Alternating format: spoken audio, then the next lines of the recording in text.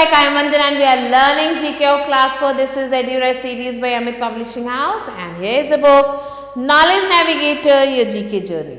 So let's start chapter number 42 which is Freedom Fighters and this is unit 7 Our Country India.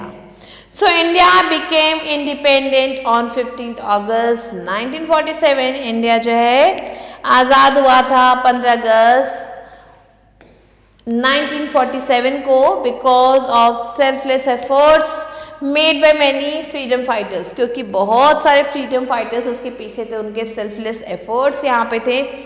Who tirelessly work to achieve their goal, जो कि बिना थके गोल को achieve करने के लिए, इंडिया को आज़ाद करने का जो गोल उन्होंने ठाना था उसको अचीव करने के लिए काम किए जा रहे थे. सो here you have to match the following statements to the related freedom fighters. यहाँ पे आपको कुछ स्टेटमेंट्स दिए हैं, उनको उनसे रिलेटेड फ्रीडम फाइटर्स के साथ मैच करना है. So here the first one is he said Swaraj is my birthright and I shall have it. किसने कहा था ये कहा था बाल गंगाधर तिलक ने.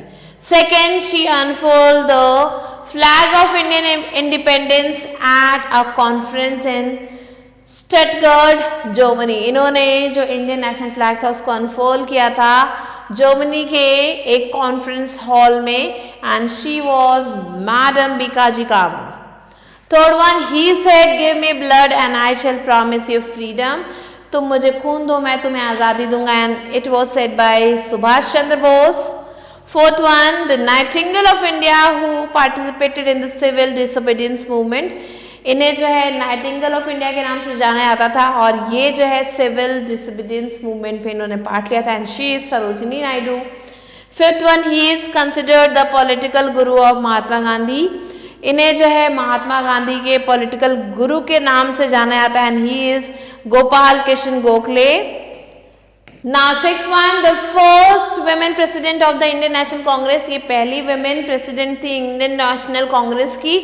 Who formed the Home Rule League, जिन्होंने होम रूल लीग को जो है बनाया था. She is Annie Besant.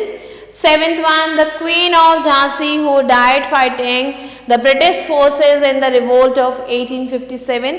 1857 का जो रिवोल्ट हुआ था ब्रिटिशर्स के खिलाफ, उसमें ये क्वीन ऑफ झांसी इनकी डेथ हो गई थी and she is Rani Lakshmibai.